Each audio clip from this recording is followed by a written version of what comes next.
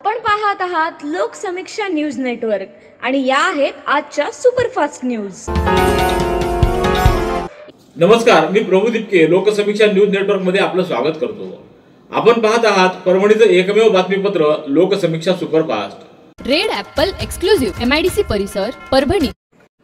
परभणी जिल्ह्यात मुख्यमंत्री माझी लाडकी बहीण या योजनेचा लाभ घेण्यासाठी जिल्ह्यातल्या पात्र लाभार्थ्यांनी आपल्या तालुक्यात अर्ज करत असताना उत्पन्नाचा दाखला, अधिवास इत्यादी दाखला प्रमाणपत्र काढण्यासाठी किंवा काढत असताना आपले सरकार सेवा केंद्र चालक किंवा त्यांच्या वतीनं इतर व्यक्तीनं 33 रुपये 60 पैसे या व्यतिरिक्त जास्त पैशाची मागणी करत असल्यास तहसील कार्यालय अथवा जिल्हाधिकारी कार्यालयात संबंधित आपले सरकार सेवा केंद्र चालकाच्या विरोधात तक्रार नोंदवण्याचं आवाहन जिल्हाधिकारी रघुनाथ गावडे यांनी केलं आहे। मुख्यमंत्री माझी लाडकी बहीण या योजनेच्या दिनांक 28 जून रोजीच्या शासन निर्णयामध्ये अंशतः बदल करण्यात आला असून त्यामध्ये जास्तीत जास्त पात्र महिलांनी सहभागी होऊन लाभ घेण्याचं आवाहन जिल्हाधिकारी रघुनाथ गावडे यांनी केलं आहे। जिंतूर रस्त्यावरून शासकीय स्त्री रुग्णालयाकडे जाणाऱ्या भयावह अवस्थेतील रस्त्याच्या निषेधार्थ शिवसेनेच्या महिला आघाडीच्या विधानसभा संघटक अंबिका डहाळे यांच्या नेतृत्वाखाली संतप्त महिलांनी स्त्री रुग्णालयासमोरील खड्ड्यात एका गरोदर महिलेच्या हातानं बेशर्माची झाडं लावून आपला रोष व्यक्त केला आहे। अंबिका डहाळे यांच्या नेतृत्वाखाली वंदना कदम, कविता नंदुरे, कीर्ती चौधरी, श्यामा चांडक, संगीता टेहरे, वैशाली खांडे, मंदाकिनी वाघमारे, मीरा कराळे, वैष्णवी सोनवणे आदींनी सहभाग नोंदवला। शिवसेनेच्या या महिला पदाधिकारी व कार्यकर्त्यांनी आज सकाळी स्त्री रुग्णालय गाठत जिंतूर रस्ता ते स्त्री रुग्णालयापर्यंतच्या अत्यंत खराब झालेल्या रस्त्याच्या विषयाकडे अनोख्या आंदोलनाद्वारे महापालिकेसह सर्वसामान्यांचं लक्ष वेधून घेतलंय। पती पत्नीमध्ये झालेल्या वादातून पत्नीनं पतीचा मोबाईल फोडला, याचा राग मनात धरून पतीनं दोरीनं गळा आवळून पत्नीला मारल्याची घटना सोनपेठ तालुक्यातल्या थडी उखडगाव इथं 1 जुलै रोजी घडली। या प्रकरणी सोनपेठ पोलिसात गुन्हा नोंदवण्यात आला आहे। शिवराम भंडारे यांनी याबाबतची तक्रार दिली। भंडारे यांच्या शेतामध्ये सालगडी रामू शुक्ला बामणे व त्याची पत्नी कृष्णा रामू बामणे राहणार खिरकुंडी तालुका भगवानपुरा जिल्हा खरगून मध्य प्रदेश हे दोघं कामाला आहेत। 2 जुलै रोजी पहाटे सालगडी रामू बामणे याचा साडू करण बामणे यानं फिर्यादीला फोन करून रामू बामणे यांची पत्नी कृष्णा बामणे मरण पावली आहे असं सांगितलं। तर भंडारे यांनी आखाड्यावर जाऊन पाहणी केली असता त्या मयताच्या पतीला विचारणा केली। त्यानं काल रात्री माझ्याबरोबर मोबाईलवर अनोळखी मुलीचा फोन आला होता, त्यावरून आमच्यात वाद झाला। या वादात पत्नीनं मोबाईल जमिनीवर आपटून फोडला, त्याचा राग आल्यानं आपण दोरीनं गळा आवळून पत्नीला मारल्याचं त्यानं सांगितलं। Jijau ITI Pathri road Parbhani. आजच आपला प्रवेश निश्चित करा। वैशिष्ट्ये: सुसज्ज इमारत, ट्रेडनुसार कार्यशाळा व वर्गखोल्या, संगणक लॅब, आधुनिक उपकरणं आणि यंत्रसामुग्री, शिष्यवृत्तीच्या माध्यमातून फी परतावा, जॉब प्लेसमेंटसाठी विविध कंपन्यांसोबत करार, 12वी समकक्ष प्रमाणपत्र, अभियांत्रिकीच्या द्वितीय वर्षात थेट प्रवेश, मुला-मुलींच्या स्वतंत्र वसतिगृहाची व्यवस्था, उपलब्ध trade, electrician, wireman, fitter, basic cosmetology आणि जिओ इन्फॉर्मेटिव्ह असिस्टंट। प्रवेशासाठी प्राचार्य ज्ञानेश्वर तरवटे व प्राध्यापक सिद्धेश्वर जाधव। मोबाईल क्रमांक 9511654252 व 9404246278 वर संपर्क साधा। परभणी महानगरपालिका इथं लोकशाहीर अण्णाभाऊ साठे यांच्या स्मृतिदिनी व जयंती दिनी अनुयायांना अभिवादन करण्यासाठी सीडी उपलब्ध करून द्यावी याबाबतचं निवेदन आज देण्यात आलं। लोकशाहीर अण्णाभाऊ साठे यांचा 18 जुलै रोजी स्मृतिदिन असून या दिनानिमित्त परभणी जिल्ह्यातून अण्णाभाऊ साठे यांना अभिवादन करण्यासाठी मोठ्या संख्येनं अनुयायी उपस्थित राहतात। हे अनुयायी अभिवादन करण्यासाठी आल्यानंतर त्यांना त्यांची गैरसोय होत असल्यामुळे अण्णाभाऊंच्या पुतळ्याला अभिवादन करण्यासाठी सीडी उपलब्ध करून द्यावी व 18 जुलै आणि 1 ऑगस्ट रोजी पुतळा सुशोभीकरण करून द्यावा।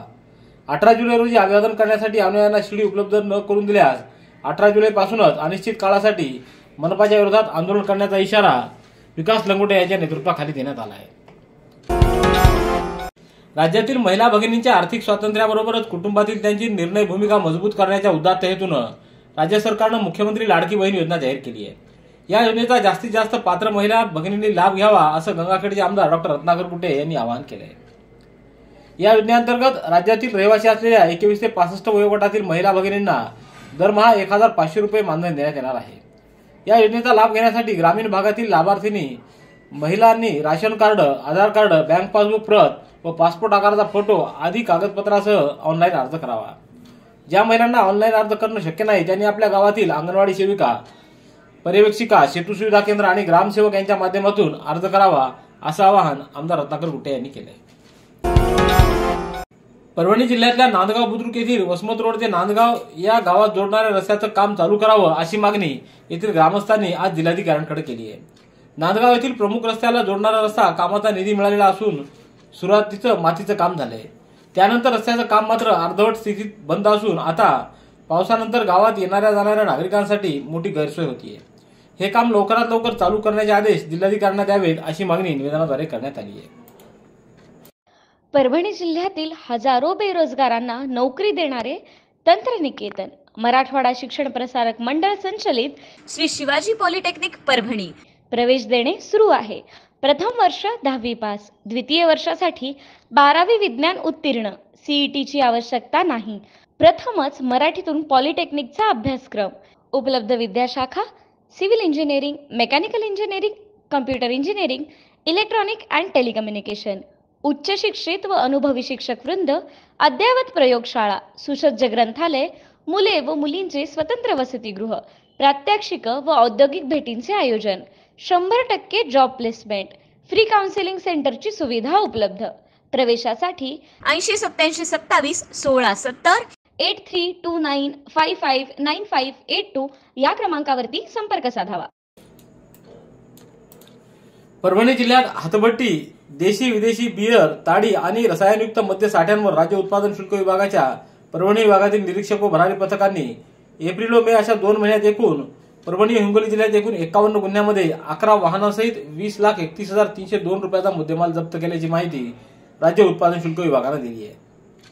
मागील 2 महिन्यात मद्य साठ्यांवर राज्य उत्पादन शुल्क विभागाच्या निरीक्षकांनी एकूण 25 गुन्ह्यात 25 आरोपींना अटक करून 2 वाहनांसहित 53,510 रुपयाचा मुद्देमाल, तर दुय्यम निरीक्षकाच्या भरारी पथकांनी 23 गुन्ह्यामध्ये 23 आरोपींना अटक करत वाहनासहित 59,590 रुपयाचा मुद्देमाल जप्त केला आहे.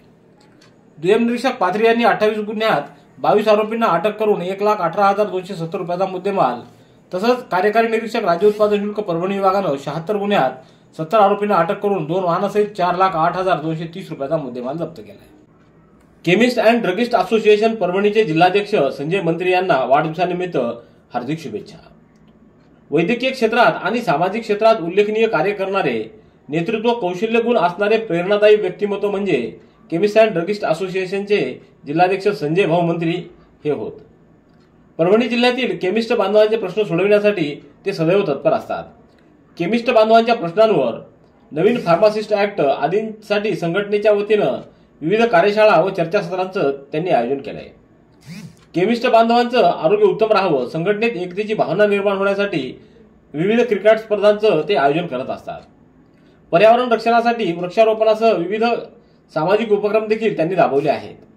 अशा या सर्व गुण संपन्न समाजाच्या सर्व बांधवांची काळजी पाहणाऱ्या संजय भाऊ मंत्री यांना वाढदिवसाच्या कोटी कोटी शुभेच्छा. परभणी तालुक्यातल्या साडेगावच्या विद्यार्थ्यांसाठी स्पेशल देण्यात यावी अशी मागणी या गावचे उपसरपंच भास्कर देवडे यांनी एसटी महामंडळाचे आगार व्यवस्थापक दत्तात्रय काळम पाटील यांच्याकडे निवेदनाद्वारे केली आहे. सर्व विद्यार्थ्यांना तात्काळ स्पेशल बस देण्यात यावी अशी मागणी यावेळी करण्यात आली.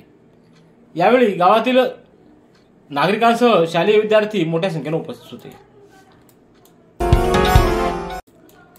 परभणीच्या ज्ञानसाधना प्रतिष्ठानमध्ये ज्ञानसाधना नीट व जेई फाउंडेशनच्या वतीनं नव्यानं प्रवेशित झालेल्या 11वी कला व विज्ञान शाखेच्या विद्यार्थ्यांचा स्वागत कार्यक्रम व गुणवंत विद्यार्थी सत्कार कार्यक्रमाच्या निमित्तानं संकल्प 2024 माझं भविष्य माझ्या हाती या कार्यक्रमाचं आयोजन करण्यात आलं. कार्यक्रमाच्या अध्यक्षस्थानी प्राध्यापक किरण सोनटक्के होते, तर प्राध्यापक गणेश शिंदे, शिवसाम सोनटक्के, शीतल सोनटक्के तसेच सर्व समन्वयक, विभाग प्रमुख, शिक्षक व शिक्षकेतर कर्मचारी उपस्थित होते.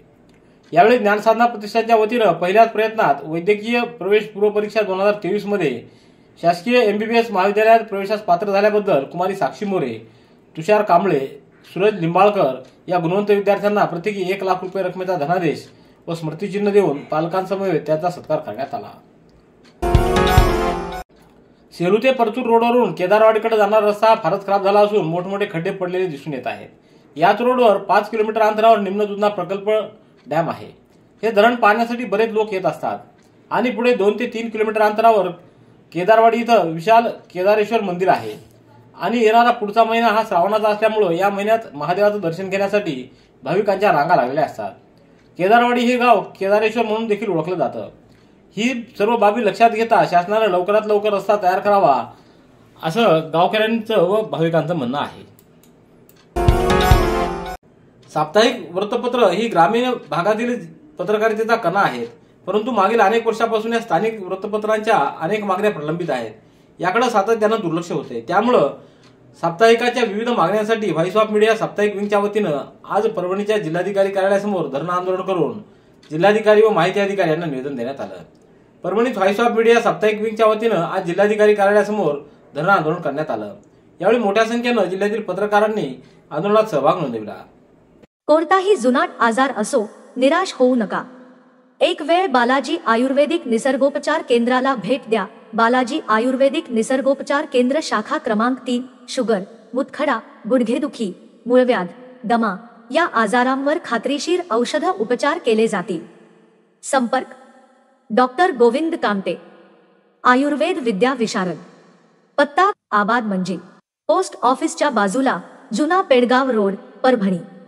मोबाईल क्रमांक 99 21 69 10 08. वेळ सकाळी 9 ते दुपारी 2 आणि संध्याकाळी 5 ते रात्री 9 पर्यंत. परभणी जिल्ह्यातील पीक कर्ज घेतलेल्या सर्व शेतकऱ्यांनी घेतलेल्या पीक कर्जाचं नूतनीकरण करून घेणं आवश्यक आहे. या पीक कर्जाचं नूतनीकरण वेळेवर केल्यास 0% व्याजानं हे पीक कर्ज उपलब्ध होईल. अन्यथा आपणास जास्त व्याज दर भरावा लागेल. त्यामुळे पीक कर्ज घेतलेल्या सर्व शेतकऱ्यांनी 15 जुलैपूर्वी नूतनीकरण करून घेण्याचं आवाहन जिल्हाधिकारी रघुनाथ गावडे यांनी केलंय. शेतकऱ्यांचं कर्ज खातं थकबाकीमध्ये गेल्यास क्रेडिट रिपोर्ट खराब होऊन भविष्यात कुठलंही कर्ज उपलब्ध होणार नाही. त्यामुळे सहज, सुलभ आणि कमी व्याजदरानं मिळणाऱ्या कर्जापासून शेतकरी वंचित राहू शकतात. पीक कर्ज घेतलेल्या शेतकऱ्यांनी लवकरात लवकर पीक कर्ज वेळेत भरून अथवा नूतनीकरण करून याचा लाभ घ्यावा असं आवाहन जिल्हाधिकारी गावडे यांनी केलंय.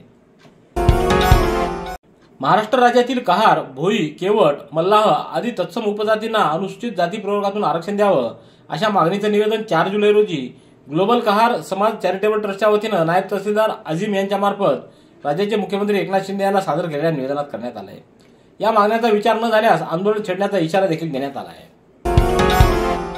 वसंतराव नाईक मराठवाडा कृषी विद्यापीठाच्या उद्यान विद्या विभागाच्या ग्रामीण जागरूकता कार्यानुभव कार्यक्रम या उपक्रमांतर्गत कृषी संजीवनी सप्ताह वृक्ष लागवड करून मिरखेल इथं साजरा करण्यात आला.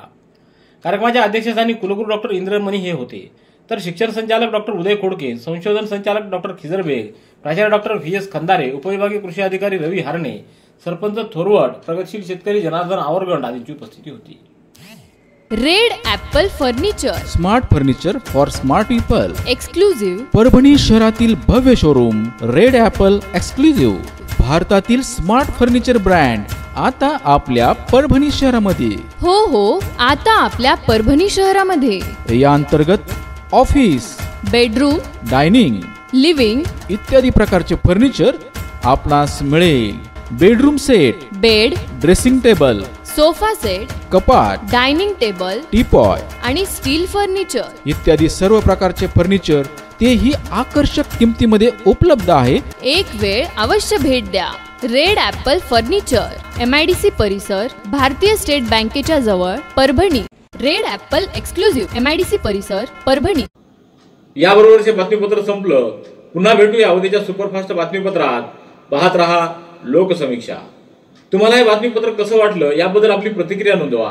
दररोजचे अपडेट्स मिळवण्यासाठी लोकसमीक्षा चॅनलला सबस्क्राईब करा. धन्यवाद.